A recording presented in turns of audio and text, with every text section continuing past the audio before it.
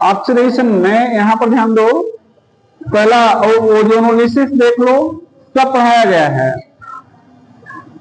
थोड़ा सा लेकिन आपको रिवाइज करवा देते हैं। ओजोनोलिसिस, तो ये ध्यान देना बेटा, आर सी ट्रिपल वन सी यहां पर आर है। यहां पर दो टाइप की ओजोनोलिसिस होगी। कौन से? एक रिडक्टिव। रिडक्टिव कैसे पहचानोगे? रिडक्टिव कैसे पहचानोगे? जिंक साथ में दिखेगा। तो यहां पर क्या बताए थे, ये दो बांड को तोड़ता है 3 से और दोनों तरफ ऑक्सीजन जोड़ देता है। दोनों तरफ क्या जोड़ देगा बेटा? ऑक्सीजन। ये रिडक्टिव हो जाएगा।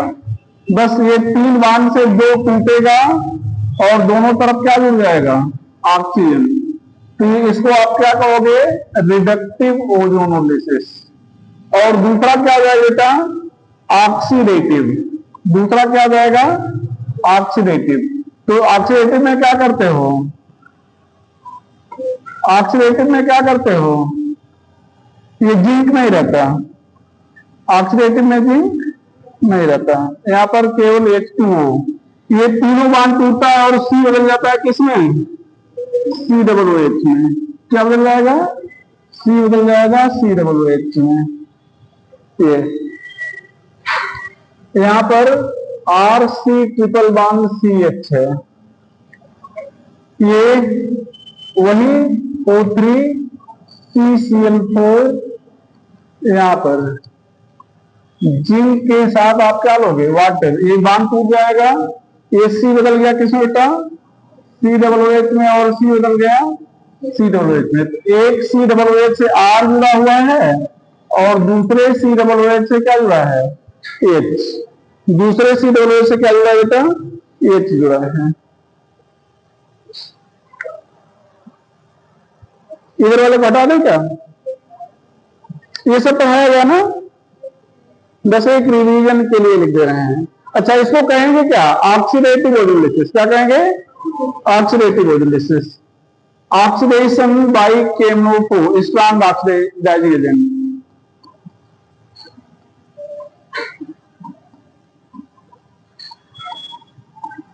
स्ट्रॉन्ग ऑक्सीडाइजिंग एजेंट क्या है आपके पास?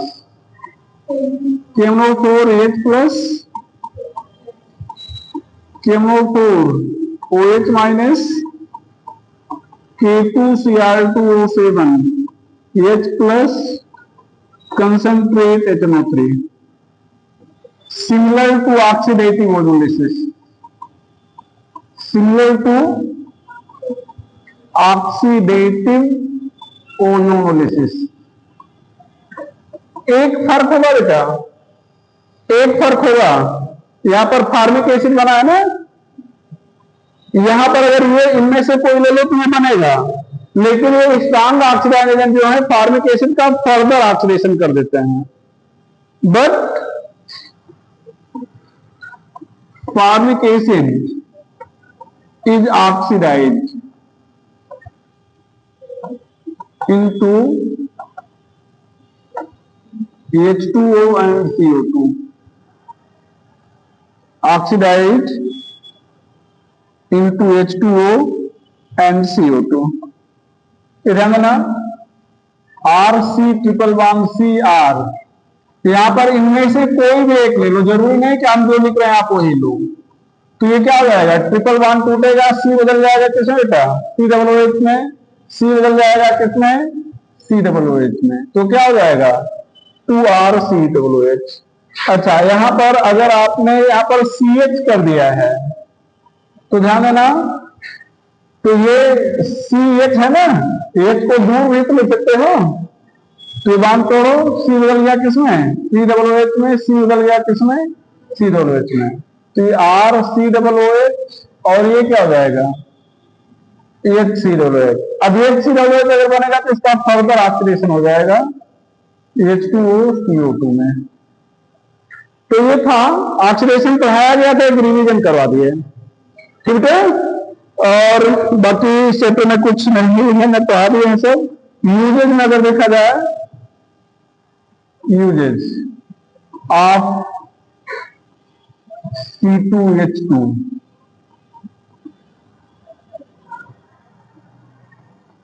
It is used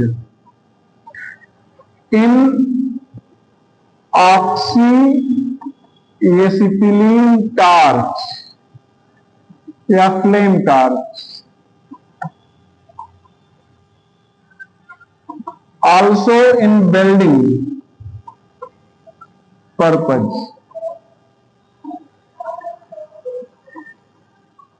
also in welding purpose, तो वेल्डिंग में भी इसका यूज करते हैं, also in welding purpose, welding में भी इसका यूज करते हैं।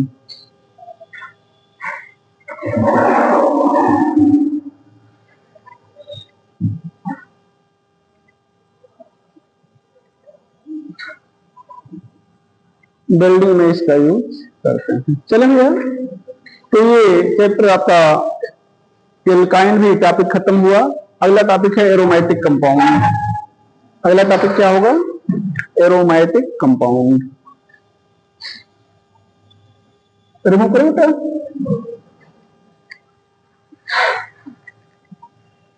Aromatic compound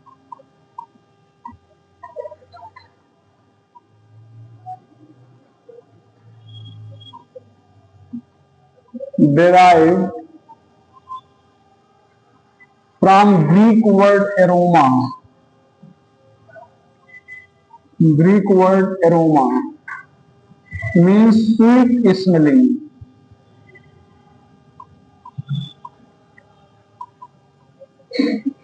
Greek word aroma means sweet smelling.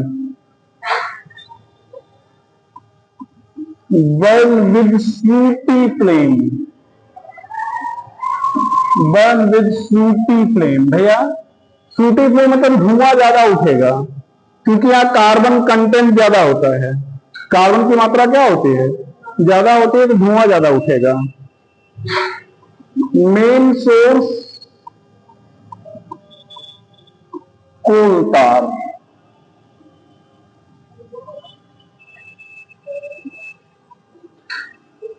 Main source कोल तार।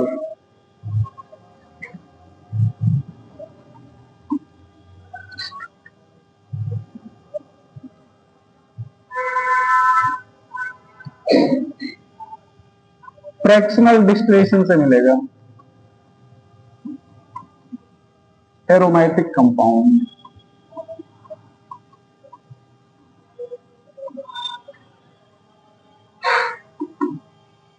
Main source of aliphatic compound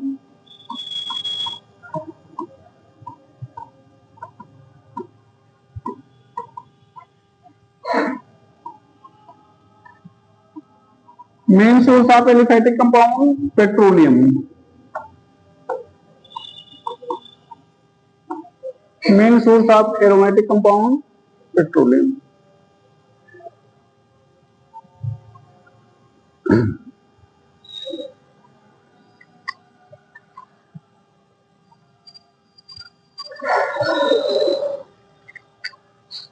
ठीक है, ये एक वीडियो बनाना बहुत लंबी नहीं, बस 2-4 मिनट की है ना, बल्कि 1-2 मिनट की।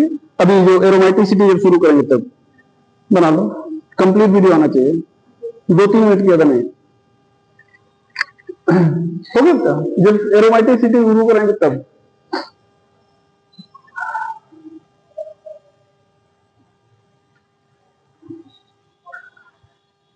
वो एरोमेटिसिटी खत्म हो जाएगी, आप कर देना। ठीक है, रिव्यू करें बेटा। तो आगे हम लोग पढ़ेंगे aromaticity.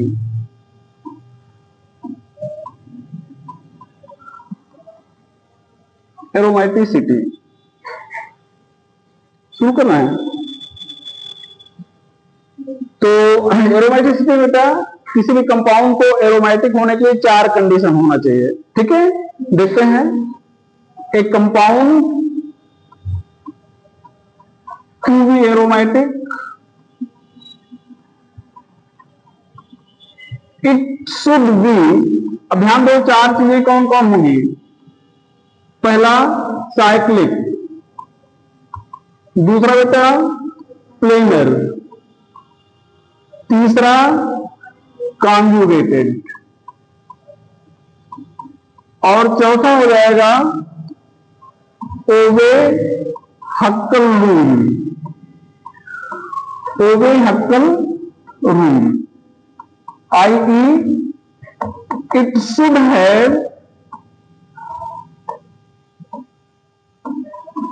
4n plus 2 pi electron. तो 4n plus 2 पाई इलेक्ट्रॉन होना चाहिए। तो जिसमें 4n plus 2 पाई इलेक्ट्रॉन होगा कहा जाएगा कि हक्कल रूल ओबे कर रहा है। हाँ, अब एक चीज आपको यहां पर जानना है बेटा, व्हाट इज एन। तो बहुत से लोग कहते हैं कि n is number of benzene, नहीं, गलत बोलते हैं। एन इज यानी whole number including zero, including zero. तो जो पाई मतलब एन है ये होल नंबर है जिसमें जीरो भी इंक्लूड है। तो अब यहां पर अगर आप ध्यान दो, यहां पर हम लोग वैल्यू ऑफ एन लिख रहे हैं और यहां पर नंबर ऑफ पाई इलेक्ट्रॉन लिख रहे हैं। तो अब यहां पर आप देख सकते हो, अगर यहां पर हम लोग एन की जगह पर जीरो रख दें, यहां पर 0 1 2, यहां पर क्या हो जाएगा 3, तो यहां पर क्या हो जाएगा 2 पाई इलेक्ट्रॉन, यहां पर बेटा 6 पाई इलेक्ट्रॉन, यहां पर 10 पाई इलेक्ट्रॉन, और यहां पर कितना हो जाएगा 14 पाई इलेक्ट्रॉन। मतलब इतने पाई इलेक्ट्रॉन होने चाहिए। अगर इतना पाई इलेक्ट्रॉन नहीं होगा तो एरोमेटिक नहीं होगा। अच्छा, होगा तो भी एरोमेटिक नहीं होगा। इतने के साथ साथ वो पीछे वाली 3 शर्तें लागू होना चाहिए। अच्छा, यहां पर एक और चीज आपको बता दें नोट करके, यहां पर 1 pi electron equal to, sorry 1 pi bond, not pi electron, 1 pi bond equal to 2 pi electron. 1 negative charge equal to 2 pi electron. 1 lone pair equal to 2 pi electron. If any position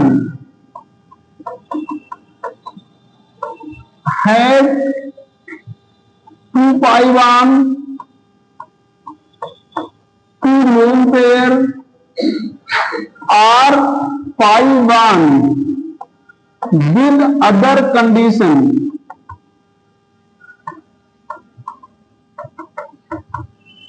then only one is considered. Then only one is considered.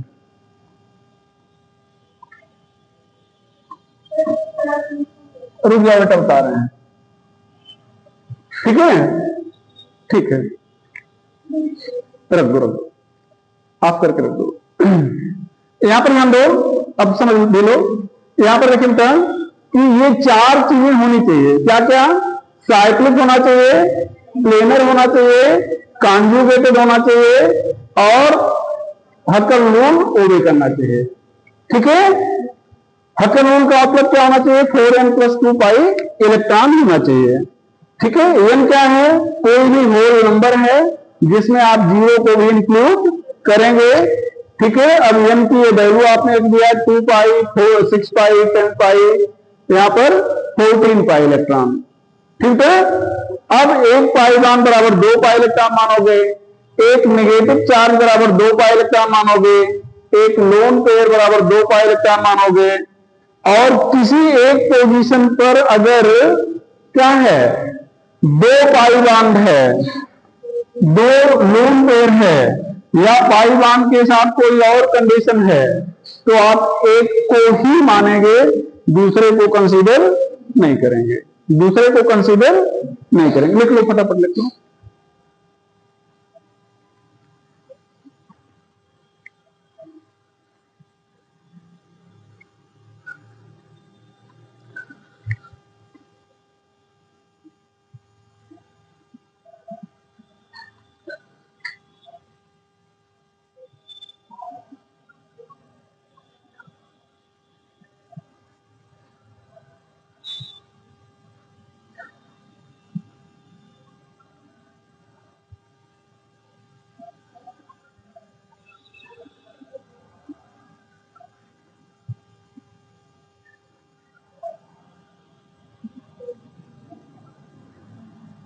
चलिए आ जाए।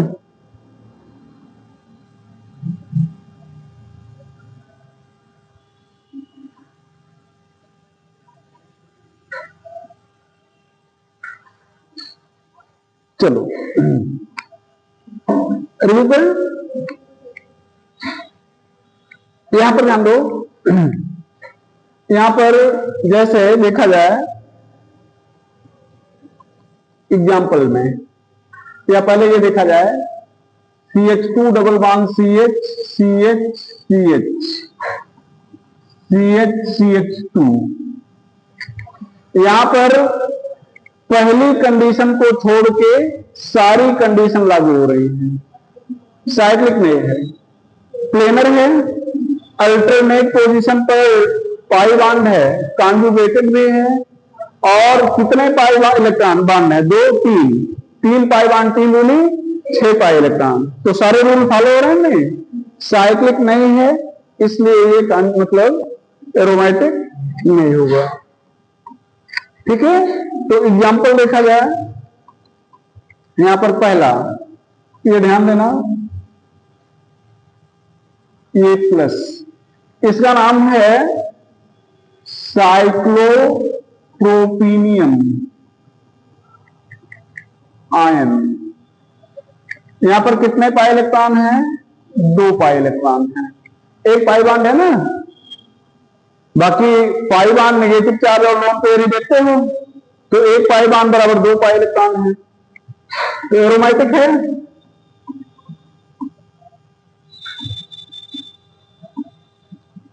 ट्रोपोलियम ion,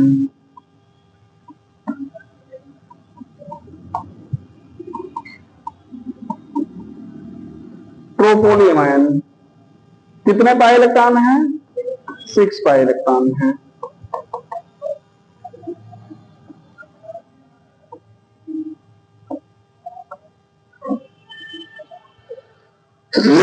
sorry sorry, cyclo पेंटा diamine anion कितने pi electron भैया? 6 pi electron.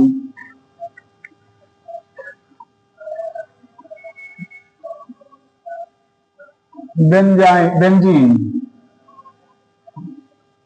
कितने भैया? 6 pi electron. Benzene कितने pi electron?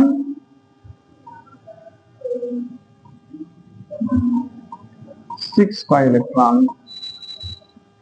एक तो वैसे पाई बांध तो 4 हैं, 1 2 3 4, 4 पाई बांध है, लेकिन आपसे कहा गया एक ही पोजीशन पर अगर 2 पाई बांध है तो एक काउंट करेंगे।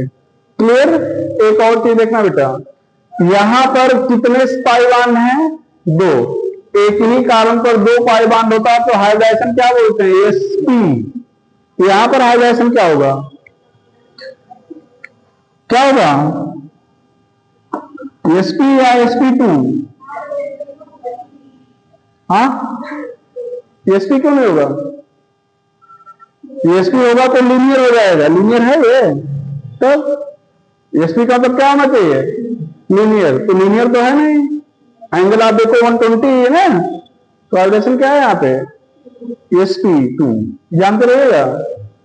और इसको क्या कहना पसंद कर रहे हो?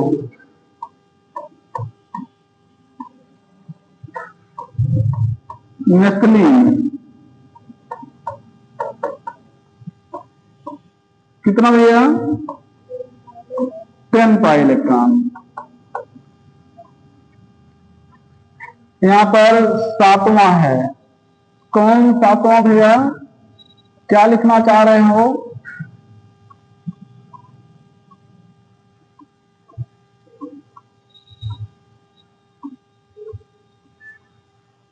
एंथ्रासीन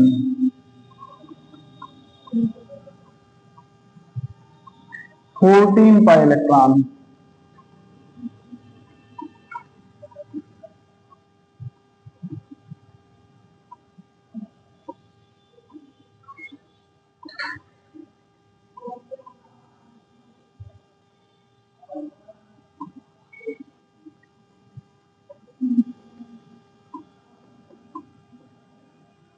फिनांथ्रीन,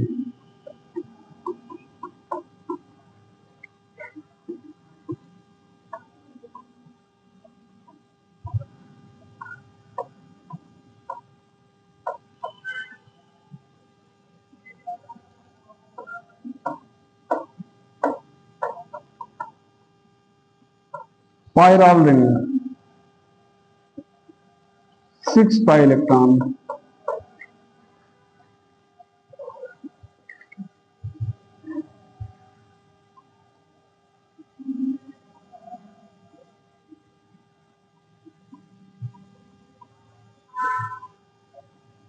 देखो दो लोन पेयर एक ही मानेंगे। फ्यूरेन कितना बेटा? 6 पाई इलेक्ट्रॉन।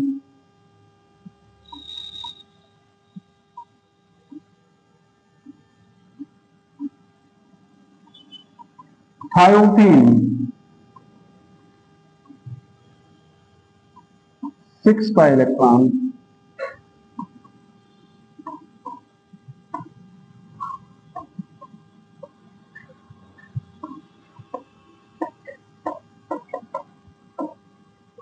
पिरीडीन, देखो पाई बॉन्ड के साथ लोन पेयर है, 6 पाई इलेक्ट्रॉन। अच्छा ध्यान है ना, इधर देखना, यहां पर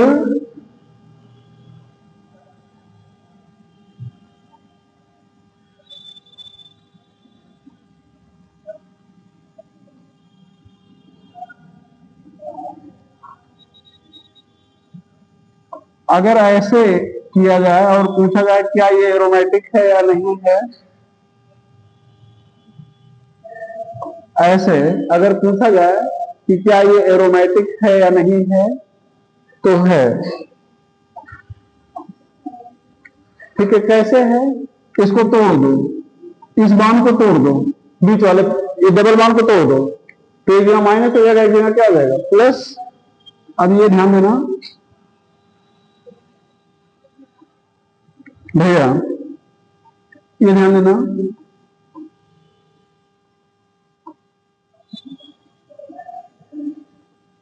ये माइनस हो जाएगा और ये क्या हो जाएगा प्लस, माइनस हो जाएगा और क्या हो जाएगा प्लस। तो अब यहां पर ध्यान दो, माइनस यहां पे है, तो अब अगर हम लोग बात कर रहे हैं यहां पर देखो बेटा इतने की, तो ये क्या है 6 पाई इलेक्ट्रॉन और इतने में कितना है 2 पाई इलेक्ट्रॉन। 6 पाई इलेक्ट्रॉन और 2 पाई इलेक्ट्रॉन, तो ये भी एरोमेटिक है और ये भी क्या है एरोमेटिक है। अगर आपसे कोई कहे कि हम यहां पर प्लस और यहां पर माइनस करना चाह रहे हैं, आप कहोगे ऐसा नहीं कर पाओगे, आप कहोगे ऐसा नहीं कर पाओगे, एंटी एरोमेटिक हो जाएगा।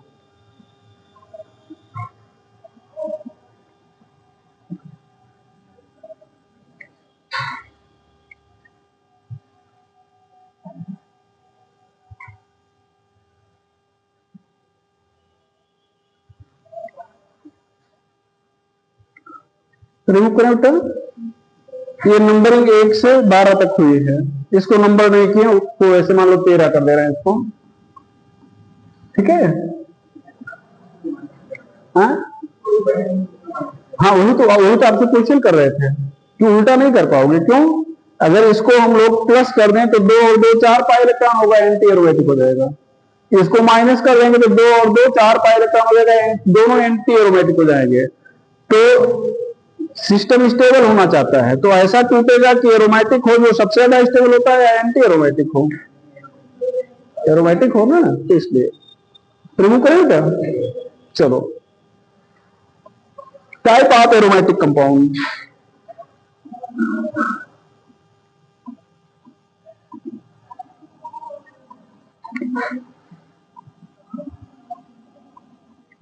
Type of aromatic compound. पहला, on the basis of benzene ring,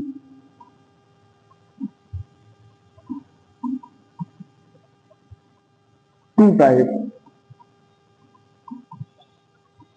पहला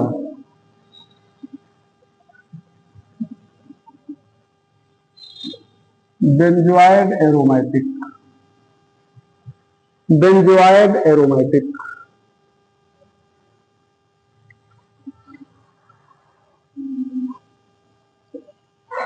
having benzene ring.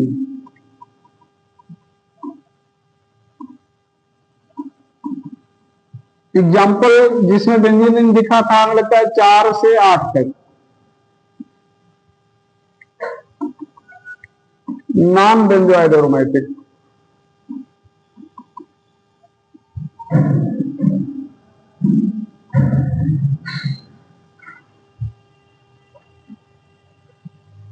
Having no benzene ring. Aromatic compound है ना,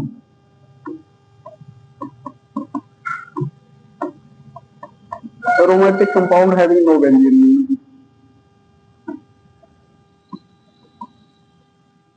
aromatic compound having no benzene ring. Example 1 to 3 and 9 to 12, 13 कर लो चाहे तो, 9 to 13। दूसरा दूसरा बेटा, on the basis of type of atom,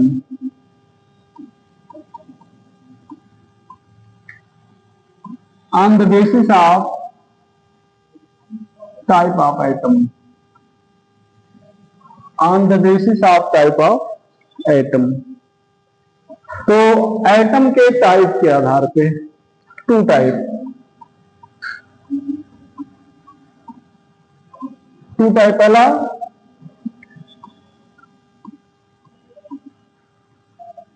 homocyclic aromatic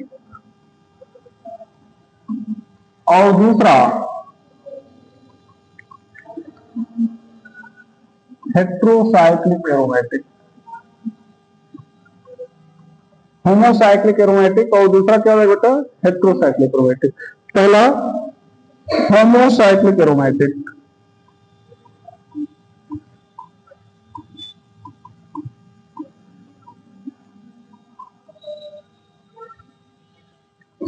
aromatic compound having only benzene ring, sorry, having only carbon and nitrogen. Example 1 to 8 and 13. Heterocyclic aromatic,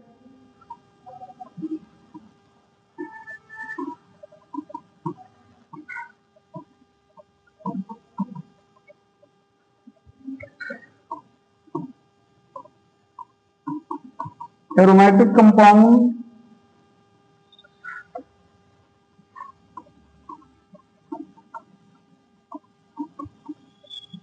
having other item also.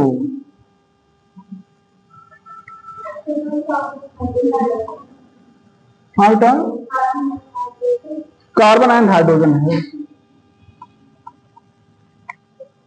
ठीक है।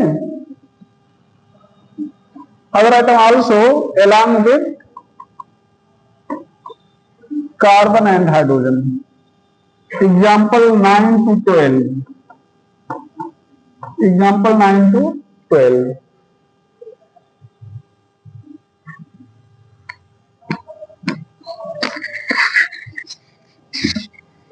Example 9 to 12.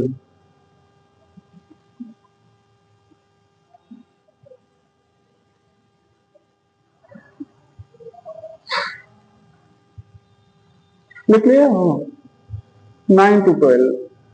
ठीक है, चलो question एक दो लिखना है।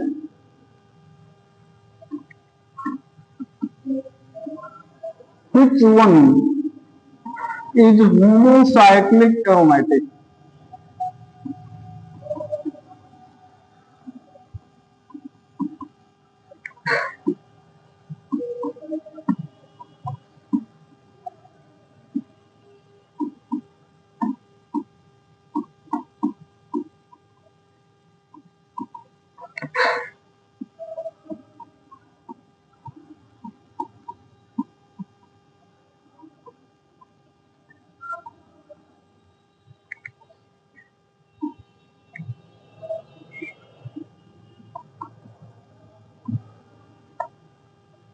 क्या हो गया भैया?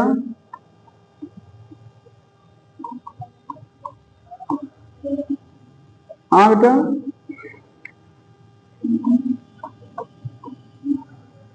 ए बी सी या डी?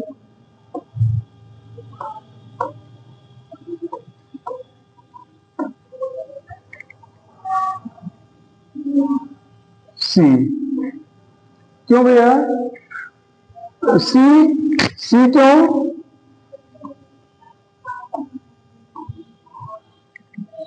ये जो Cl है या OH है, इसका एरोमेटिसिटी से कोई लेना देना, ये रिंग के बाहर है ना, ये रिंग के क्या है? बाहर है। तो इसलिए ये जो बाहर है उससे कोई मतलब हमें नहीं है। यहां पर कितने पाई इलेक्ट्रॉन हो जाएंगे बेटा? 6। ये ध्यान दो, इसका डायग्राम ऐसे बनेगा, समझ रहे हो ना? यहां पर हर जगह पर क्या है? CH CH CH CH। तो एक पाई बॉन्ड और दो नेगेटिव चार्ज। आगे anti aromatic compound.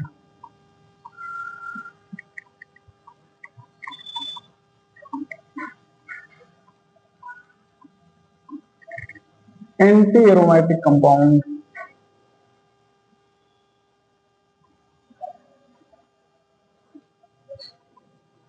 Anti aromatic compound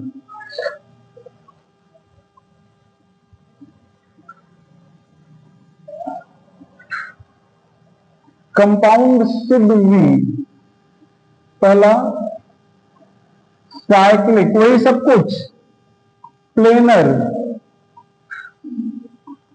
conjugated, और कितना बेटा? क्या?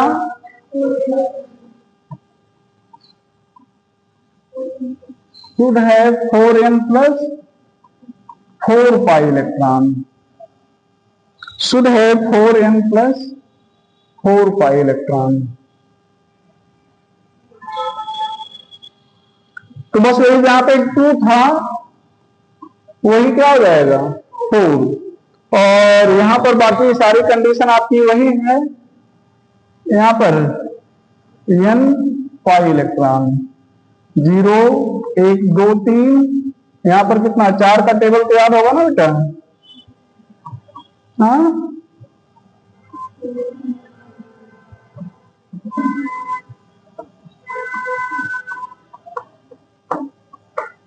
ये हो जाएगा। हाँ बेटा, प्लेनर का मतलब ये होता है कि एक ही प्लेन में हो, जैसे 3 डायमेंशनल नहीं होना चाहिए, या तो लीनियर हो तभी एक, जैसे ये हमारा ये पेन है तो ये एक ही प्लेन में ऐसे रखा जा सकता है कि नहीं रखा जा सकता? या त्रिभुज बना दो तो एक ही प्लेन में रख दोगे ना, लेकिन टेट्राहेड्रल ये स्ट्रक्चर होगा। एक और कंप्यूटर 4 पेन दो। अब जैसे ये ध्यान दो, ये लाइन है तो इसको एक जगह ऐसे रख दो तो एक ही प्लेन में आ जाएगा ना। ये ट्राइंगल है, ये भी आप एक जगह रख दोगे एक ही प्लेन में आ गया, लेकिन ऐसे टेट्राहेड्रल है, ये टेट्राहेड्रल है तो इसको रख पाओगे? मेरे पास प्लेन में, तो प्लेनर नहीं है, एक प्लेन में आ जाए तो उसको प्लेनर कहेंगे। तो प्लेनर आपका, वैसे तुम लोग sp2 मानते हैं, तो मतलब उसका हाइड्रेशन क्या होना चाहिए? sp2 होना चाहिए। बात क्लियर है? और कॉन्जुगेटेड आपको पढ़ाए थे, अल्टरनेट पोजीशन पर पाई बॉन्ड हो, मतलब पहले पोजीशन पर पाई बॉन्ड पढ़ाए थे, तीसरे पर 5 कंडीशन बताए थे, अपने अपना ले लेना। तीसरे पर 5 कंडीशन बताए थे ना, pi bond, lone pair, negative charge, तो सारी कंडीशन होगी तो क्या कहेंगे उसको? कॉन्जुगेटेड कहेंगे। और कोई डाउट? ठीक है।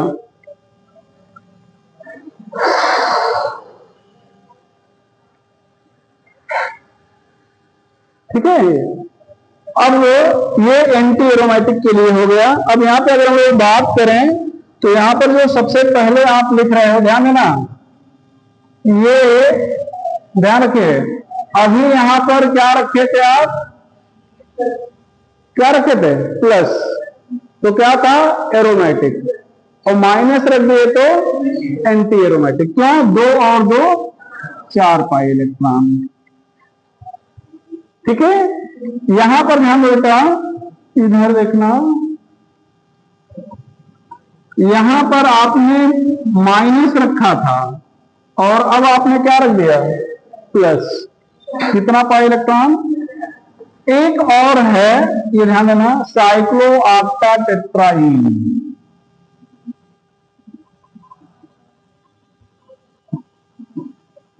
8 pi electron, but not antiaromatic. Antiaromatic नहीं, 8 इलेक्ट्रॉन है यहां पे। नोट करके, अच्छा पहले लिखा देना था, 2 चीज लिखेंगे।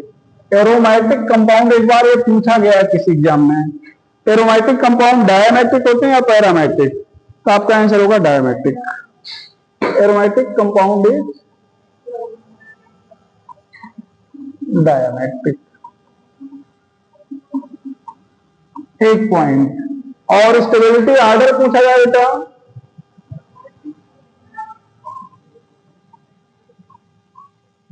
स्टेबिलिटी ऑर्डर, तो आप लोग क्या बताना पसंद करेंगे? Aromatic, non aromatic, antiaromatic?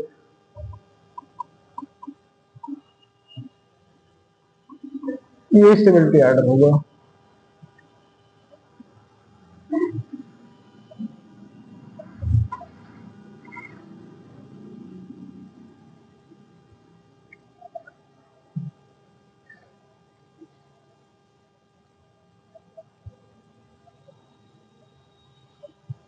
नहीं, आगे हम लोग निकालेंगे बेंजीन। क्या निकालने चल रहे हैं? Benzene.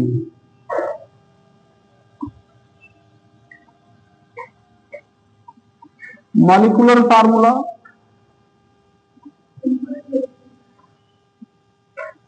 C6H6। Degree of unsaturation कितना बेटा? 4। कौन बोल रहा है? सही बोल रहे हो भाई। आपको क्या पढ़ाया गया था कि जितने पाइवान हैं और जितने साइकिल हैं जोड़ दिया जाएगा। तो एक पाइवान के लिए 1 डिग्री ऑफ अनसैचुरेशन, तो 3 है तो 3, और एक साइकिल के लिए तो डिग्री ऑफ अनसैचुरेशन कितना हो गया? 4। बढ़िया तैयार किए हो। अच्छा, यहां पर ध्यान बेटा, हाइब्रिडाइजेशन की बात किया जाए तो हाइब्रिडाइजेशन यहां पर क्या होगा? sp2। क्या होगा? sp2। तो प्लेनर तो होगा ही। बॉन्ड एंगल कितना होगा? बॉन्ड एंगल 120 डिग्री के कितने बॉन्ड होंगे?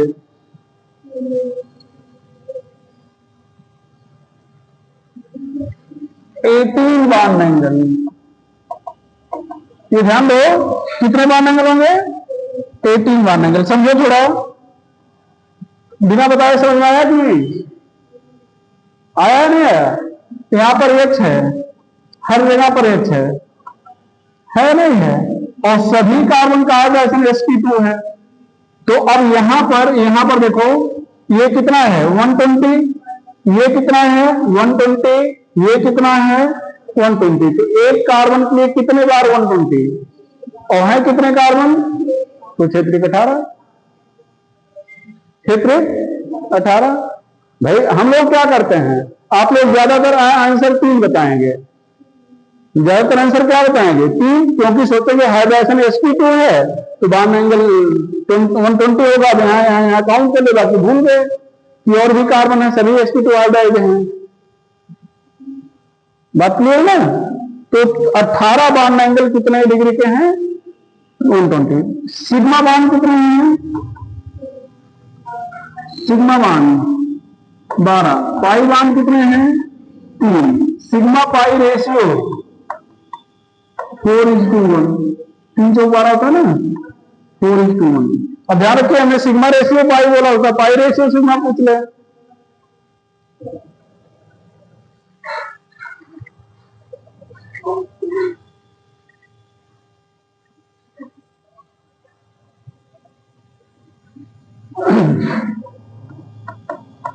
first of all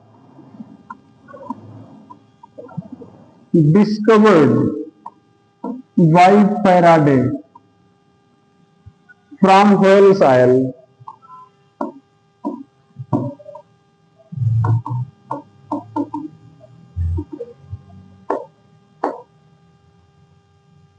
It is found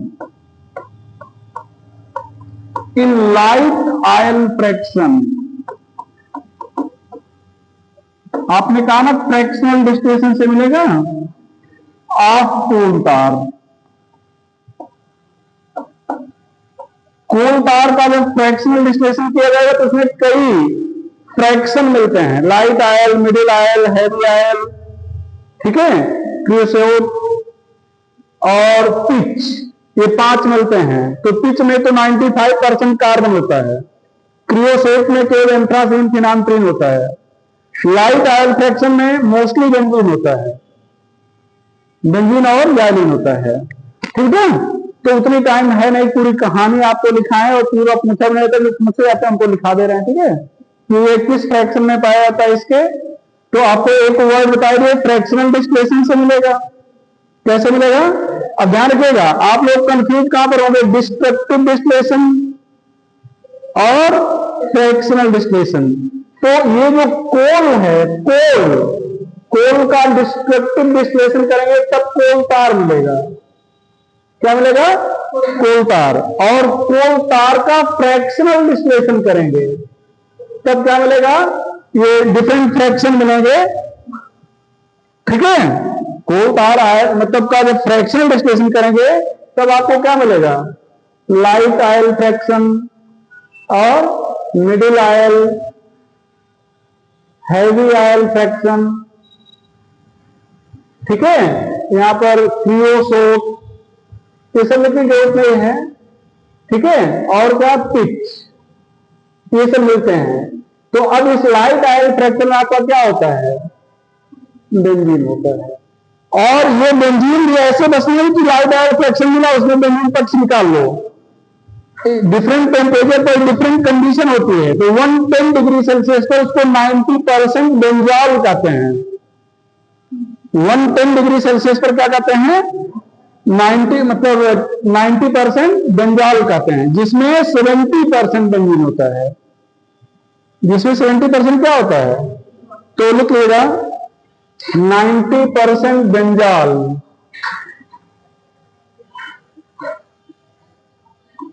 has 70% benzene. ये पूछा जा सकता है, ठीक है। तो 90% बेंजॉल है, 70% बेंजीन, ठीक है। तो अब ये बीच की जो कड़ियां हैं उनको हम तोड़ दे रहे हैं, मतलब क्रम से नहीं बता रहे हैं, बस जो क्वेश्चन पूछे जाते हैं उन्हीं को बता रहे हैं। तो इसको बताने में कम से कम 15-20 मिनट लग जाएगा, ठीक है ना। और बीच की कहानी से बहुत मतलब है नहीं हमें, तो हो जाएगा। तो हमें जो ध्यान रखना है, किसको ध्यान रखना है बताओ? देखो, कोल तार अगर पूछेगा तो उसके कैसे करोगे? फ्रैक्शनल डिस्टिलेशन, मतलब फ्रैक्शन को हिंदी में क्या कहोगे? प्रभाजी। और डिस्ट्रक्टिव को क्या कहोगे? भंजक। डिस्ट्रक्टिव क्या कहोगे? भंजक आसवन। और फ्रैक्शनल डिस्टिलेशन मतलब प्रभाजी आसवन। तो हमें कैसे मिलेगा? कोल तार के प्रभाजी आसवन से या फ्रैक्शनल डिस्टिलेशन से। किस फ्रैक्शन में मिलेगा? लाइट आयल फ्रैक्शन में, ठीक है। ये चीज आप जानते रहेंगे। चलिए, क्या हो गया? बेंजीन। प्रिपरेशन की बात करें बेटा, preparation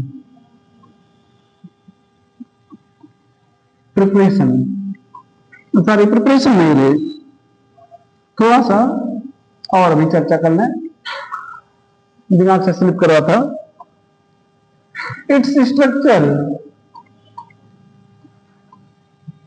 was first of all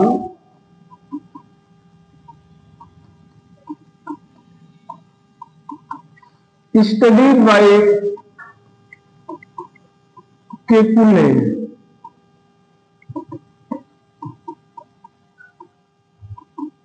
According to him, it had two resonating structures. या it is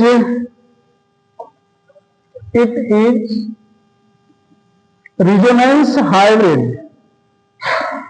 It is resonance hybrid of following two resonating structure.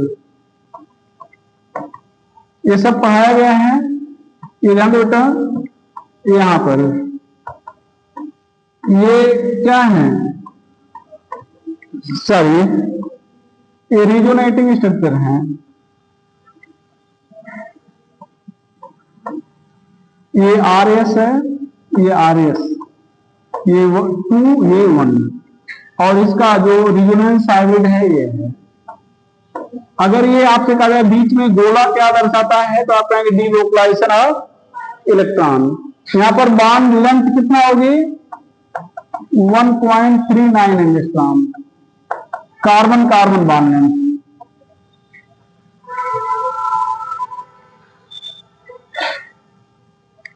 तो इसका सबसे पहले स्ट्रक्चर किसने सिद्ध किया था, केकुले ने, और उन्होंने बताया कि जो बेंजीन है ये दिए गए दो स्ट्रक्चर का रिजोनेंस हाइब्रिड है। Later on its structure was also studied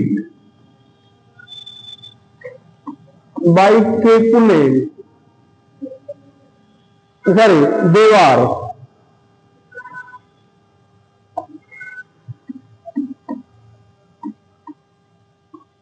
and represent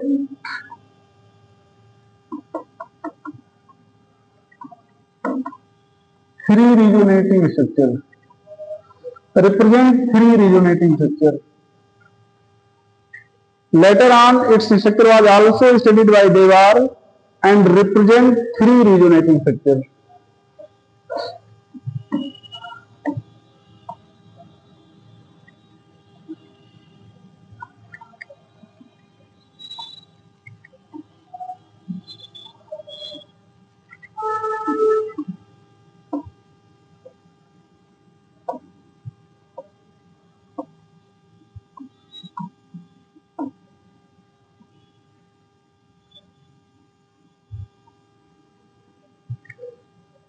Represent three resonating structure.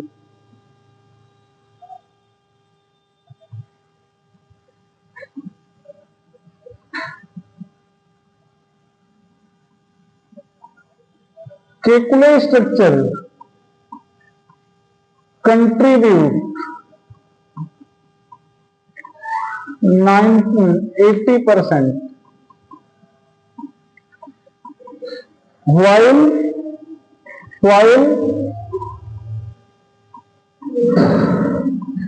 Devar structure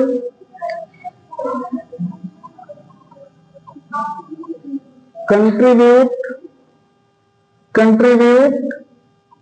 20% towards resonating structure. तो ध्यान में रखता है केकुले स्ट्रक्चर कितना कंट्रीब्यूट करता है, 80% कंट्रीब्यूट करता है, और देवार स्ट्रक्चर कितना कंट्रीब्यूट करता है, 20% कंट्रीब्यूशन होता है। इसलिए देवार स्ट्रक्चर को लोग स्टडी नहीं करते, क्योंकि डिफरेंस बहुत ज्यादा है। थोड़ा बहुत डिफरेंस होता है तो फिर हम लोग उसकी स्टडी करते। ठीक है, अब हम बात करेंगे preparation of benzene.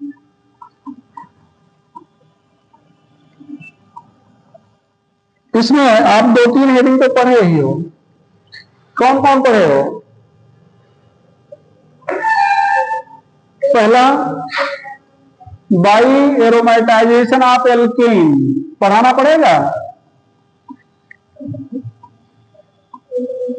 By aromatisation of alkene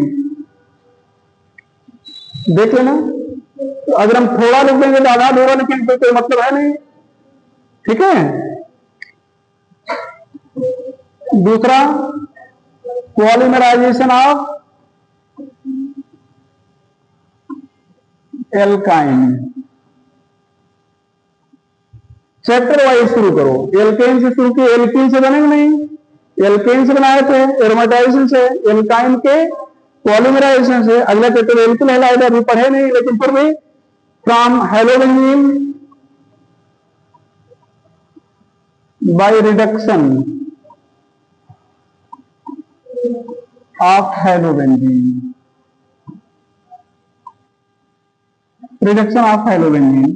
एक ही एजेंट है जो रिड्यूस करेगा, यहां पर Cl, यहां पर रेनी निकल बोलते हैं,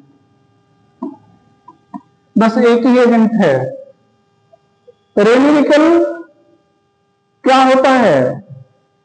निकल ही है, यहां पर ध्यान देता, ये निकल एल्युमिनियम एलॉय लेते हैं। क्या लेते हैं?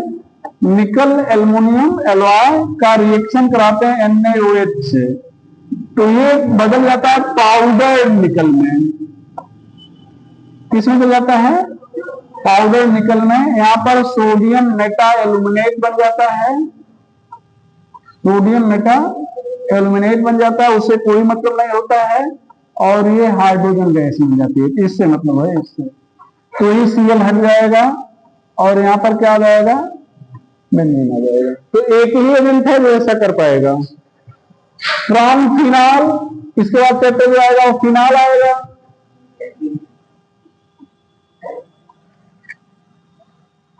फिनाल, यहां पर जिंक डस्ट लेते हैं। क्या लेते हैं बेटा? Zinc dust. ये जिंक डस्ट आ जाएगा, तो यहां पर ZnO हो जाएगा। नोट करके, zinc removes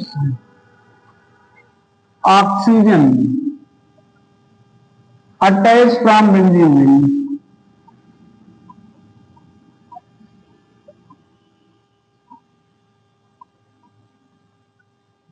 but not from aeropath, but not from aliphatic chain, but not from aliphatic chain। देखना बेटा, अगर आपसे यहां पे कह दिया जाए, यहां पर OH, यहां पर क्या है? CH2OH, यहां पर जिंक है ना, देख लो, तो यहां पर क्या हो जाएगा? ऊपर वाला ऑप्शन हट जाएगा, नीचे वाला ऐसे बचा रहेगा। ऊपर वाला ऑप्शन हट जाएगा, ये बेंजीन नहीं जुड़ रहा है ना, ये नहीं जुड़ा है।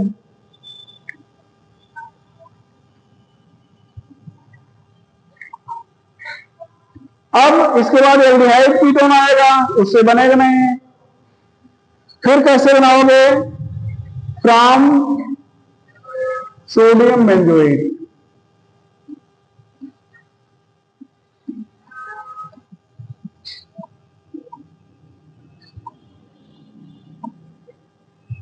यहां पर ये डिकार्बोक्सिलेशन कहेंगे। कौन सा एजेंट लोगे? पढ़ाया गया है sodamide, yes very good. NaOH और क्या बेटा? CaO। इसको क्या कहेंगे? सोडा लाइनाटमाइड। तो ये क्या करता है? CONa और COOH को हटाकर H जोड़ देता है। पढ़ाए थे एलिफैटिक में या एरोमेटिक में भी? एरोमेटिक में भी, एलिफैटिक में भी। Yes very good. Remove COONA or COOH and aids बोलो बेटा hydrogen both in aliphatic and aromatic. Aliphatic और एरोमेटिक दोनों में ये ऐसा करेगा। और भी कोई एजेंट ऐसा है जो जांच बना सकते हैं? हाँ,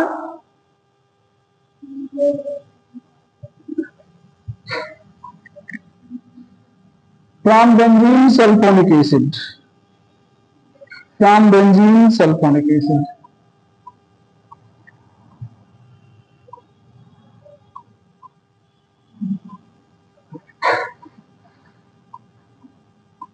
फ्रॉम बेंजीन सल्फोनिक एसिड।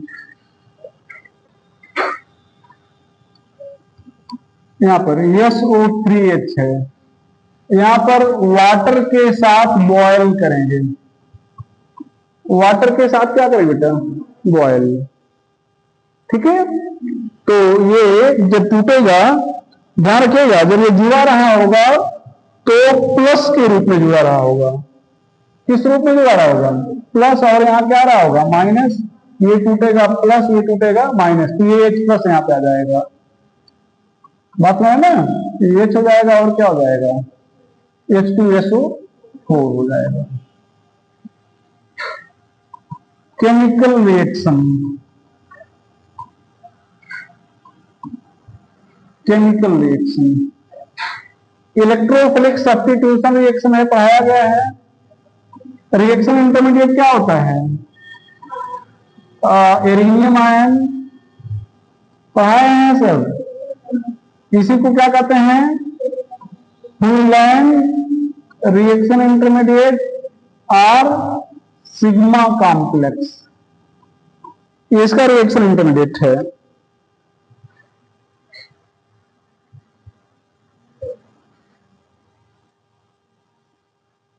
साढ़े 5 तक है क्लास ना, सब तो खत्म कर लेंगे। सिग्मा कॉम्प्लेक्स, यहां पर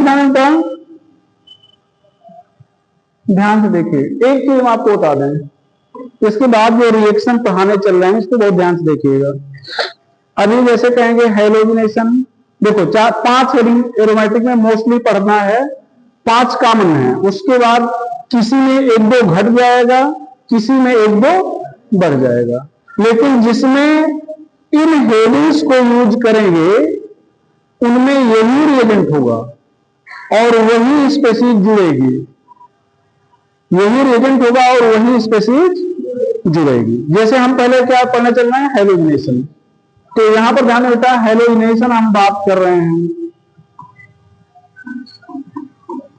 तो रिएक्टिविटी ऑर्डर तो आप जान ही रहे हो, F2Cl2Br2I2, ये रिएक्टिविटी ऑर्डर है।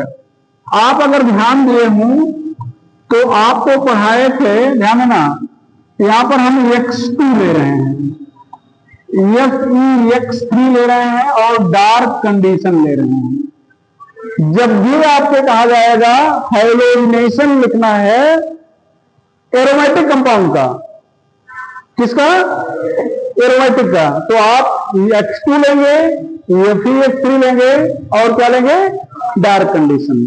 अगर आपको ये नहीं मिल रहा है तो आप X2 ले लेंगे, आयरन ले लेंगे और हीट कर देंगे। अब ध्यान देना, आयरन के साथ जब X2 को हीट करोगे तो X3 बन जाएगा, और इन दोनों के मतलब यहां से आपको जो रिएक्टिव स्पेसीज मिलने वाली है वो X प्लस है, ये रिएक्टिव स्पेसीज है। तो अगर आप कहें कि यहाँ पर रिएक्टिव स्पेसीज क्या है तो आप कहेंगे X। अब ये ध्यान देना, ये क्या बन गया? X, यहां से ध्यान दो, यहां से H प्लस हटेगा और वहां पर क्या होगा? X आके जुड़ जाएगा।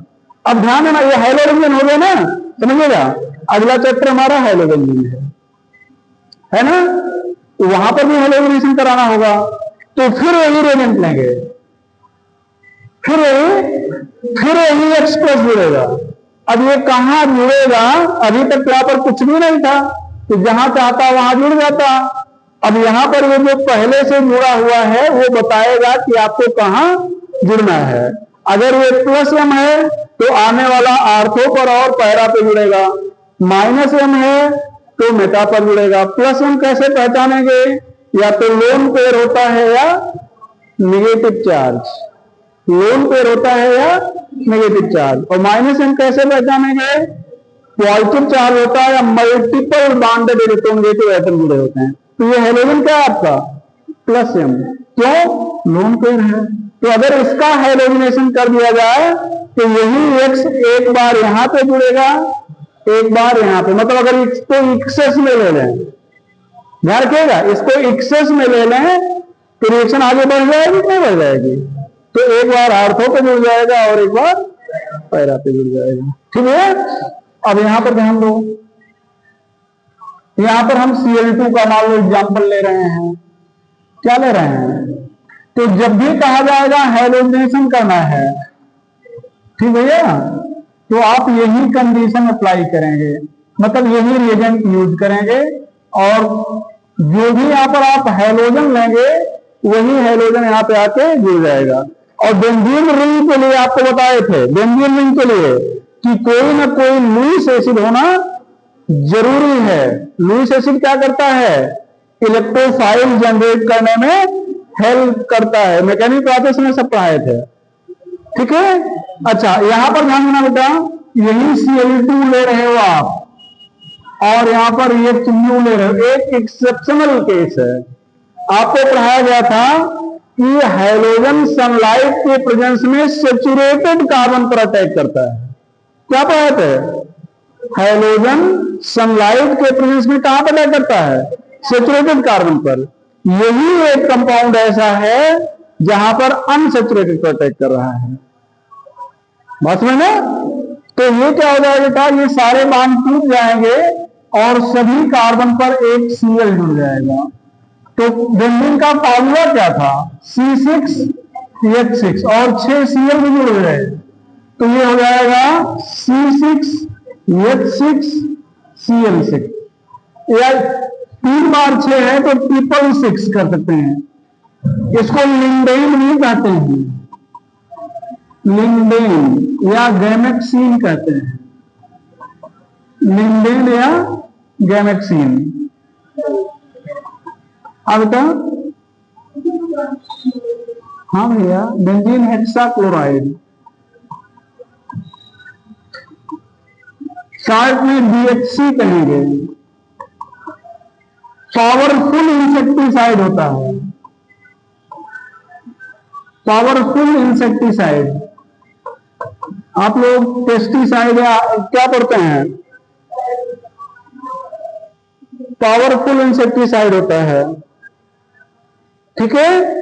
और जो भी इंसेक्टिसाइड या पेस्टिसाइड जिसमें हैलोजन होगा वो नॉन बायोडिग्रेडेबल होते हैं, नॉन बायोडिग्रेडेबल, नॉन बायोडिग्रेडेबल।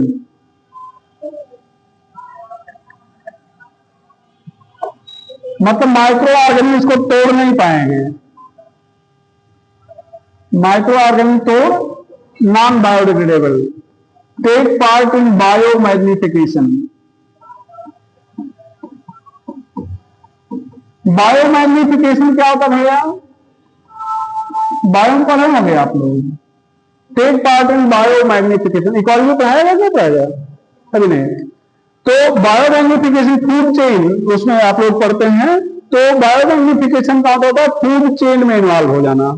जैसे अपने आप क्या करते हैं कि अपने फसलों के प्रोटेक्शन के लिए इसको स्प्रे करते हैं खेतों में, खेतों में स्प्रे किए, और खेतों में जब आपने इसको स्प्रे किया तो क्या हुआ कि रेनी सीजन में ये मतलब बरसात में वैसे ही जितना आपने छिड़का था पौधों के ऊपर, शरीर पे पड़ा नहीं, कुछ नीचे भी पड़ा होगा, या कुछ बारिश हुई तब नीचे आ गया, कुल मिला के कहां पहुंच गया? जमीन में। उसी रेनी वाटर के साथ बहते हुए तालाबों में या पहुंच जाएगा नदियों में, जहां पर मतलब एल्गी पाए जाते हैं।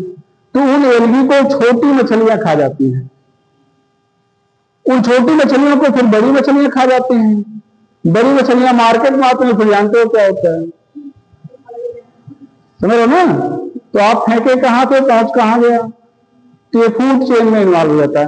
ये सेम सारे वर्ड लिखाएंगे आपको अगले चैप्टर में जब पढ़ाएंगे हेलो बेंजीन वाला चैप्टर। उसमें एक टॉपिक है ऐसे DDT, डाइक्लोरोडाई फिनाइल ट्राइक्लोरोएथेन, DDT भी, ये सारी प्रॉपर्टी लिखाएंगे, ठीक है। चलो, तो ये हो जाएगा आगे कलर का नाइट्रेशन। तो जब भी नाइट्रेशन कहेंगे तो आप क्या करना चाहेंगे? क्या लेना चाहेंगे भैया?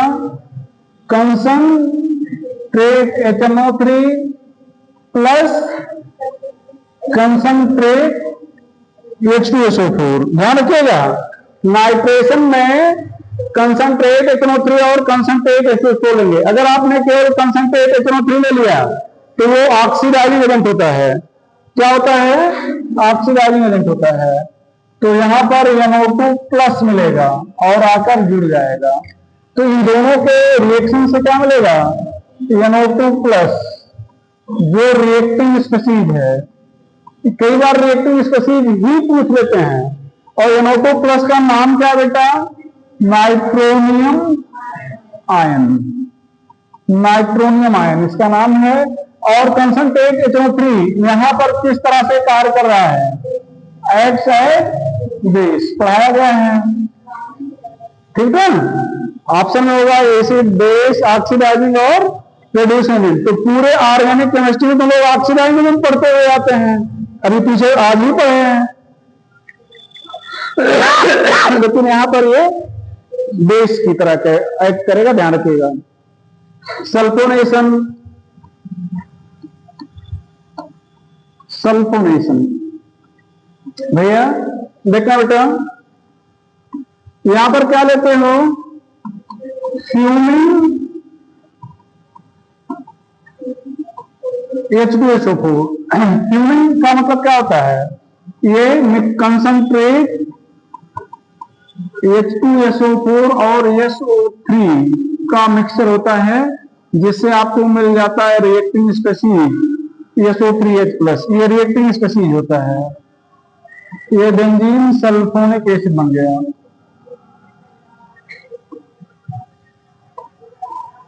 Benzene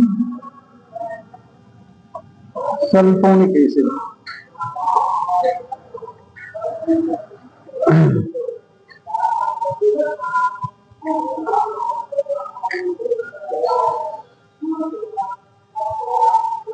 benzene sulphonic acid.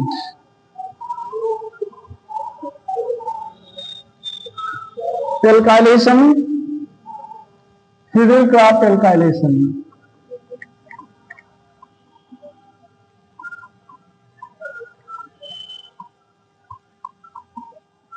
फिडेलक्राफ्ट alkylation, यहां पर ध्यान देना, यहां पर कुछ नहीं है, मतलब ये थे, मान लो लिख देते हैं।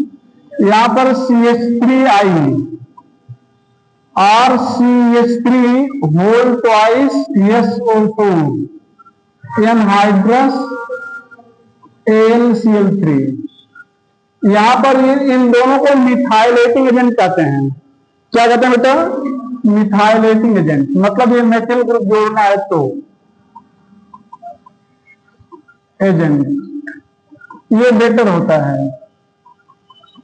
लिखना थोड़ा ज्यादा बड़ा पड़ जाता है, इसलिए इसको लोग लिखते नहीं है, लेकिन प्रैक्टिकली यूज उसका ज्यादा आसान है। क्यों? क्योंकि यहाँ पर बाई प्रोडक्ट अगर आप इसको लेंगे तो HI बनेगा, जो रिड्यूसिंग एजेंट होता है, तो रिड्यूस करने की संभावना होती है। ठीक है, तो यहां से ध्यान दो, ये क्या हो जाएगा? इन दोनों, मतलब यहां से रिएक्टिंग स्पीशीज क्या मिल जाएगी? CH3+। तो यहां पर क्या होगा बेटा? ये टॉलुइन, ये टॉलुइन। अच्छा, अब इसको अगर आप ले रहे हो बाई प्रोडक्ट HI बन जाएगा। इसको ले रहे हो CH3, एक हट गया तो आगे क्या जाएगा? CH3HSO4 बन जाएगा। ठीक है, तो यहां पर जरूरी नहीं कि फिडेलक्राफ्ट रिएक्शन है, RH ले लो। यहां पर क्या है? ये ध्यान दो, यहां पर RH, यहां पर क्या ले रहे हैं? Anhydrous AlCl3। क्या हो जाएगा बेटा? ये R हो जाएगा। यहां पर जो रिएक्टिंग स्पीशीज होगा वो क्या होगा? ये ध्यान रखिएगा, कार्बोकैटायन है ना। अच्छा, ये लिमिटेड में होना चाहिए, लिमिटेड में नहीं तो ये ध्यान दो, प्लस एम ग्रुप है और प्लस एम एक्टिवेटिंग होते हैं। तो अगर एक सेक्शन कर दिए तो एक और आपको, एक बार आर्थो तो एक बार पैरा मिल जाएगा। इसको जल्दी लिखो तो अच्छा, यहाँ पे बता रहे हैं।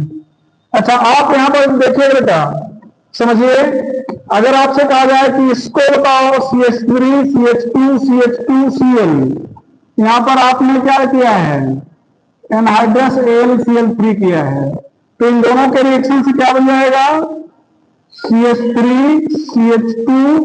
CH2 कार्बोकैटायन है, रीअरेंजमेंट केस, वेरी गुड। अब यहां से क्या होगा बेटा?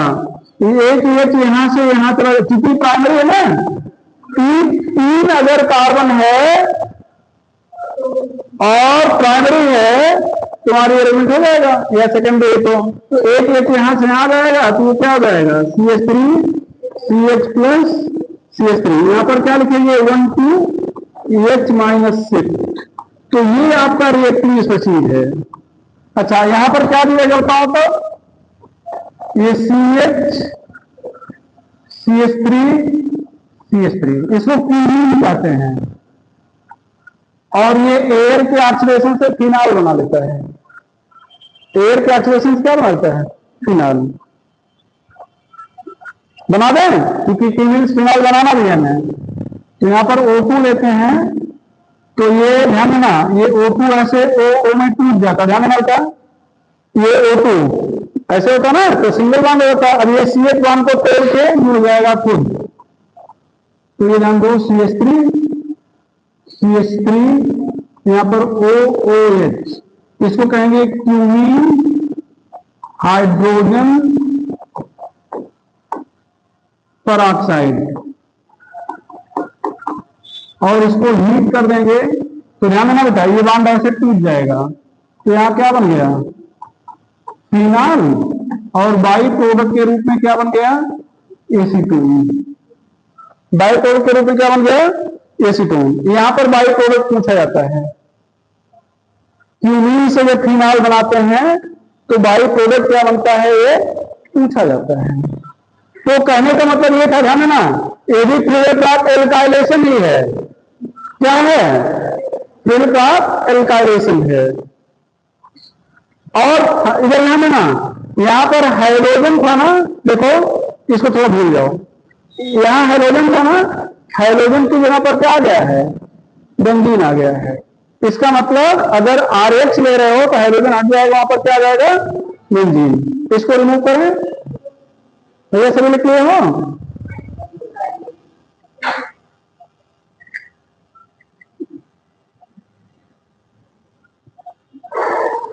हम आपको 2 क्वेश्चन यही करा रहे हैं, देखते हैं कितने लोगों का दिमाग काम करेगा। होमवर्क से कोई मतलब नहीं है भैया। यहां पर क्या लिखा गया है? CH3 CH2, यहां पर H प्लस प्रोडक्ट, और ये बेंजीन नहीं, CHCl3 एनहाइड्रस KLCl3, ये एक्सेस में है। क्या बना लेंगे? बताएगा कोई? अरे भाई, ये एल्कीन है, एल्कीन पर H प्लस जुड़ेगा तो मार्कोनी का ऑप्शन से क्या बन जाएगा? CH3 CH प्लस CH3 बन गया ना। और अब ये अटैक करेगा, तो यहां पर क्या बन जाएगा? वही तो बन गया। यहां पर क्या बनेगा? क्या बनेगा? क्लोरोफार्म है। तो क्लोरोफार्म से आपको मतलब नहीं, आपको कार्बन से हाइड्रोजन जुड़ा हुआ दिख रहा है ना, कार्बन से हाइड्रोजन जहां पे था, हाइड्रोजन हटा, वहां क्या आ गया? बेंजीन। तो यहां से भी हाइड्रोजन हटेगा, क्या आ जाएगा? और कितने हाइड्रोजन है? तो बेंजीन तो आपका एक्सेस में है ना, तो अगर एक ही बेंजीन होता तो एक हाइड्रोजन हट जाता और बेंजीन आ जाता, क्योंकि एक्सेस में है तो सारे हाइड्रोजन हटेंगे और क्या आ जाएगा? 3 बेंजीन आ जाएगा। बात हमारे भी गया तो रखना नहीं चाहिए, समझना चाहिए चीजों को। इसको कंप्लीट करो, फिर आगे बढ़ेंगे।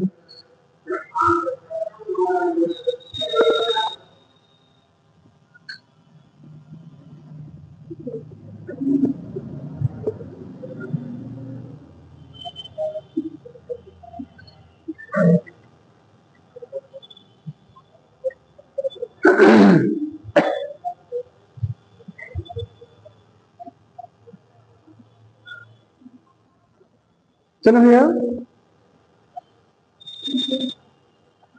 रिमूव कर दे, पूरा पेज ही गायब कर रहे हैं भैया।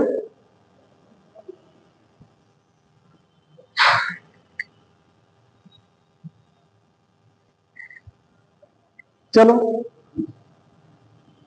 Field craft installation, field craft acetylation.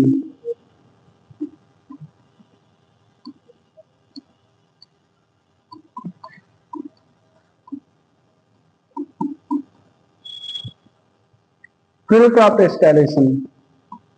यहां पर ध्यान देता, ये आपके पास दो एसिटाइलेटिंग एजेंट हैं, एसिटिल क्लोराइड और एसिटिक एनहाइड्राइड। ये दो एसिटाइलेटिंग एजेंट हैं। यहां पर एनहाइड्रस AlCl3 लेंगे। अब यहां से ये बांध टूट जाएगा तो प्लस हो जाएगा, ये बांध टूट जाएगा तो प्लस, ये माइनस, ये माइनस, ये बाई प्रोडक्ट में जाएगा, उससे मतलब नहीं है। तो यहां से H प्लस हटेगा और हटाने वाला क्या होगा, CH3CO प्लस। क्या होगा बेटा, CH3CO प्लस, ये हो गया CO CH3। आप CH3 पहले नहीं लिखोगे, CO प्लस, CO पे प्लस है ना, तो जिसपे प्लस होगा वो बेंजीन से जुड़ेगा। तो ये क्या हो गया, एसिटोफिनोन। क्या बेटा, इनको कहेंगे एसिटाइलेटिंग एजेंट, एसिटाइलेटिंग एजेंट। रिएक्टिव स्पीशीज क्या होगा, CH3CO प्लस। ये अच्छा, ये इस CH3 से कोई मतलब था। अच्छा, यहां पर अगर आपसे कहा जाए complete the reaction, complete the reaction, तो कंप्लीट कर लोगे? हाँ, तो करना क्या है आपको, Cl हटाना है, तो यहां पर C6H5CO प्लस हो जाएगा। तो क्या आ जाएगा, यहां पर CO C6H5, क्या नाम होगा बेटा, बेंजोफिनोन। क्या नाम होगा, इधर ध्यान दो, ये आपका बेंजीन है, एक्सेस में है, यहां पर COCl2 AlCl3 ले रहे हैं। ये फास्जीन गैस भी कहते हैं इसको, या कार्बोनिल क्लोराइड कहते हैं। क्या कहते हैं बेटा, क्या बनने वाला है,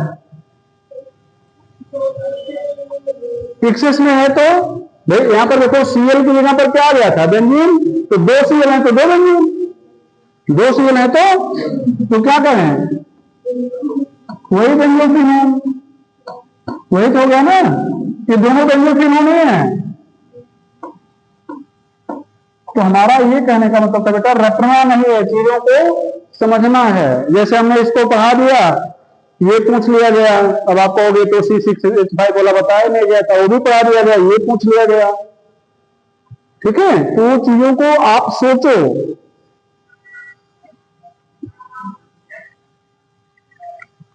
अब आपको एक लाइन नोट करके लिखाने वाले हैं कि जो फिल्डक्राफ्ट एल्काइलेशन है, ये अभी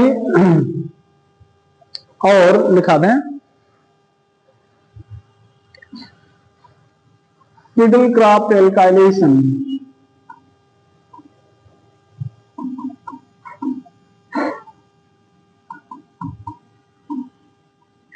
एंड एसिटाइलेशन, अंडरलाइन कर लेना, इज नॉट गिवन बाय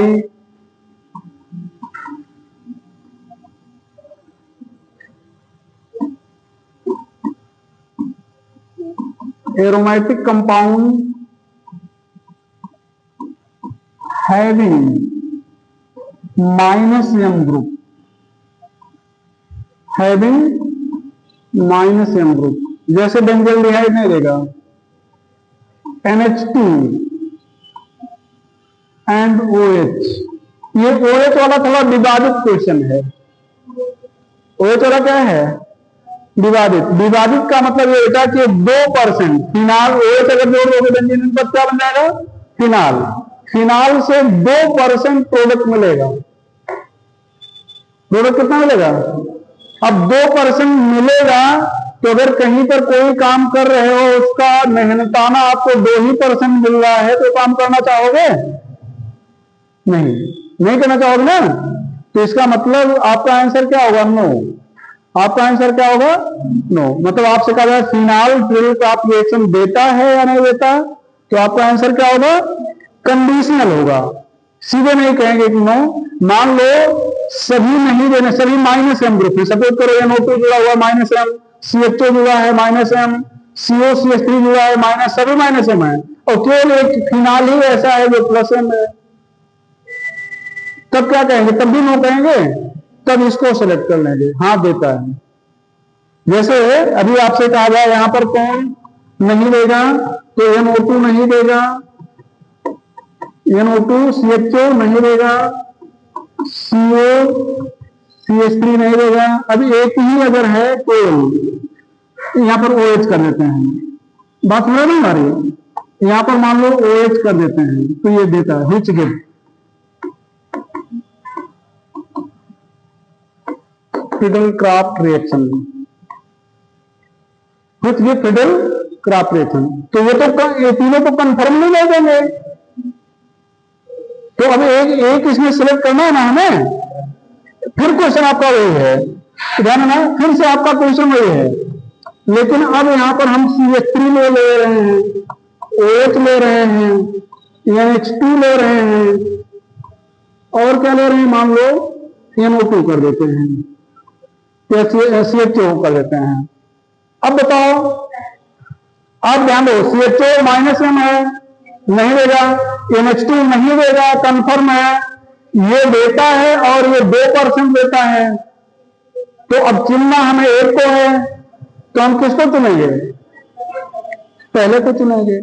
देखो यहां पर इसको चुने हैं और यहां पर उसको नहीं चुन रहे हैं, तो हमारा ये क्वेश्चन बताने में तो समझ रहे हो ना कि इसको आंसर में आप कैसे ट्रीट करेंगे, जैसी कंडीशन होगी। जब ना की तरफ रखना होगा तो ना की तरफ कर लेंगे, हाँ की तरफ रखना होगा तो हाँ की तरफ कर लेंगे, ठीक है। इसीलिए कह रहे थे फिनाल थोड़ा सा विवादित है, ठीक है। और हमने एग्जैक्टली आपको बता दिया, आप एनसीईआरटी में उठाओगे तो वहां पर लिखा होगा कि फिर एप्लीकेशन और प्रोडक्ट बनाया है, और वहां नीचे लिख दिया 2%। बात क्लियर है ना? इसलिए आगे चलो बेटा, Gattermann Koch formulation.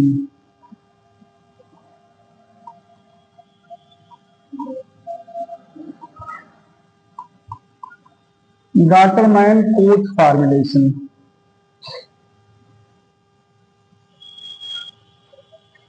Gattermann Koch formulation, ठीक है। देखो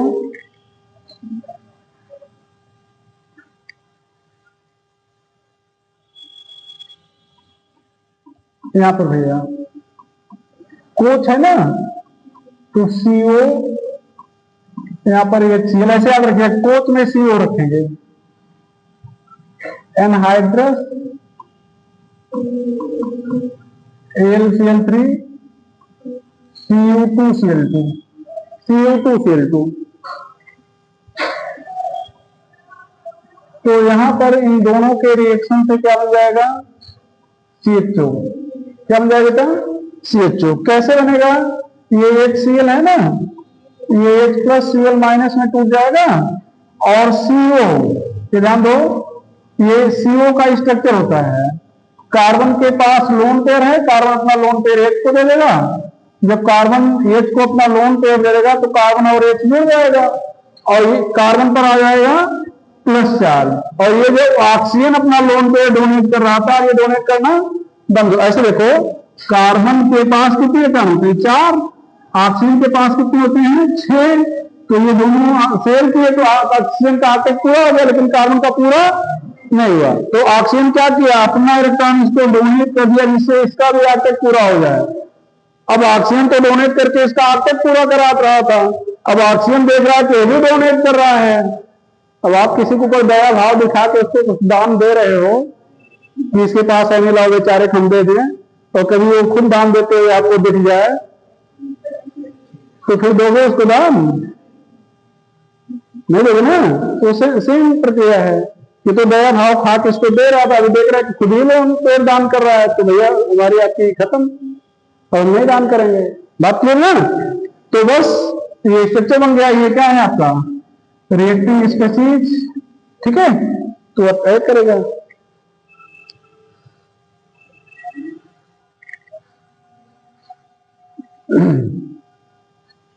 गाटरमाइन फॉर्मुलेशन, गाटरमाइन फॉर्मुलेशन, गाटरमाइन फॉर्मुलेशन।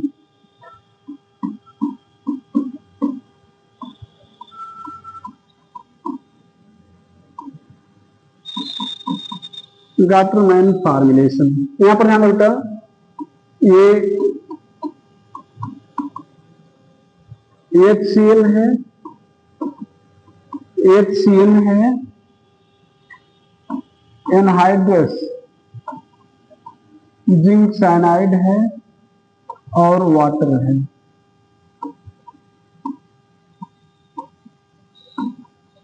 तो ये क्या हो जाएगा, फॉर्मल्डिहाइड बन जाएगा। देखो वहां तो फॉर्मल्डिहाइड मैंने यहाँ पे बनाया है, तो यहाँ पर ध्यान देता है ये चीजों को समझना है। तो HCl2 देगा किसमें, H+Cl माइनस में, यहाँ पर HCl है, नाइट्रोजन के पास लोन पेयर है, ये अपना लोन पेयर डोनेट करेगा H+2। तो ये ध्यान दो HC ट्रिपल बॉन्ड N पर प्लस आ गया H, नाइट्रोजन नेगेटिव एलिमेंट, ध्यान है ना, किसी नेगेटिव एलिमेंट पर प्लस आ जाता है तो अगले से बांध खींच लेता है। तो ये ध्यान दो बांध खींचेगा किससे, इलेक्ट्रॉन कार्बन से, तो कार्बन पर आ जाएगा प्लस चार्ज, इसको कहते हैं इमिनियम आयन, इमिनियम आयन। ये रिएक्टिंग स्पीशीज है बेटा, इसको आप ऐसे भी लिख सकते हो CH+ डबल बॉन्ड NH। अब ये ध्यान दो ये CH डबल बॉन्ड NH जो है यहां से H+ को रिप्लेस करेगा। बात समझ आ रही है ना, तो यहां पर क्या बन जाएगा, ये CHNH, और ये वाटर से इसकी हाइड्रोलिसिस कराएंगे। ये ध्यान दो ये वाटर यहाँ पर लिखा गया दूसरे उसे स्टेप पे ना, तो ऐसे हाइड्रोलिसिस हो जाएगी। तो क्या हो जाएगा, अमोनिया बाई प्रोडक्ट के रूप में बन जाएगा। above two reaction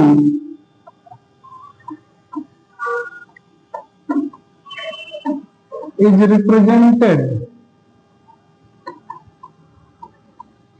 represented by benzene ring, benzene and aromatic compound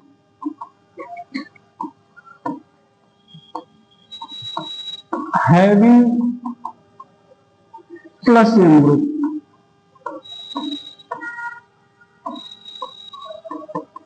mostly by OH, phenol के द्वारा।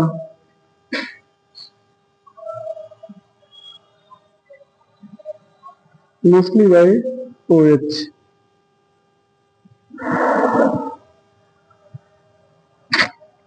पांच मिनट आप लोग और रुक जाओगे, ये खत्म, 5 मिनट में हो जाएगा।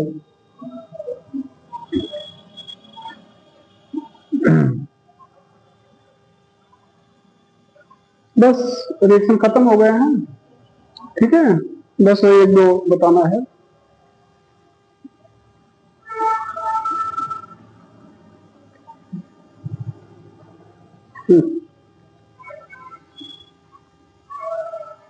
लिख लियो ना, इसको गायब कर दें है?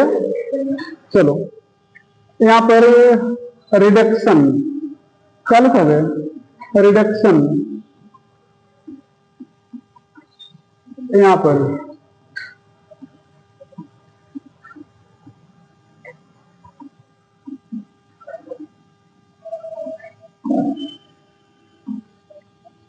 हाइड्रोजन मेटल अगर आप ले रहे हो, मेटल में क्या लोगे,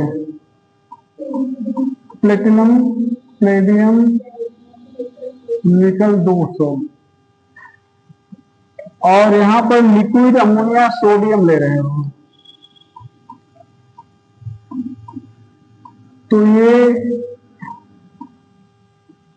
ठीक है, इसको बिर्थ रिडक्शन कहेंगे। क्या कहेंगे बेटा? यहां पर एक इंटरेस्टिंग है, इंटरेस्टिंग जो हम लोग छोड़ते हैं कई बार वही आपसे पूछ लेते हैं। यहां पर हम जी लिख दे रहे हैं, क्या लिख रहे हैं बेटा? जी। यहां पर लिक्विड अमोनिया सोडियम। अच्छा, अगर आपसे कहा जाए कि क्या ये जो बेंजीन है एरोमेट सॉरी एडिशन रिएक्शन देता है, तो आप कहेंगे नहीं देता। क्यों नहीं देता? एडिशन रिएक्शन पे एरोमेटिसिटी खत्म हो जाएगी, जिससे इसकी स्टेबिलिटी घट जाएगी। अब ध्यान देते हैं, आप दो प्रोडक्ट बनाए हैं, ध्यान देखिएगा, जहां पर जिस कार्बन पर डबल बॉन्ड है उसी पर जी जुड़ा है और जी उस पर जुड़ा है जिस पर डबल बॉन्ड नहीं है। तो पहला मेजर होगा if G equal to plus M, दूसरा मेजर होगा if G equal to minus M. जैसे मान लो यहां NO, ध्यान दो, यहां NO2 लिख दिया जाए,